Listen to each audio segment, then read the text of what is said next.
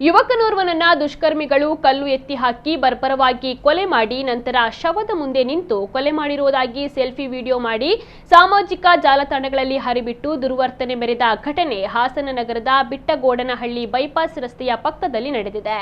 ಹೂವಿನಹಳ್ಳಿ ಕಾವಲು ಗ್ರಾಮದ ನಿವಾಸಿ ಕೀರ್ತಿ ಹತ್ಯೆಗೊಳಗಾದ ಯುವಕ ಸೋಮವಾರ ಬೆಳಿಗ್ಗೆ ಕೀರ್ತಿ ಮನೆಯಿಂದ ಹೊರಬಂದ ಬಳಿಕ ಸ್ನೇಹಿತನಾದ ಉಲ್ಲಾಸ್ ಜೊತೆ ಜಗಳವಾಗಿತ್ತು ಎನ್ನಲಾಗಿದೆ.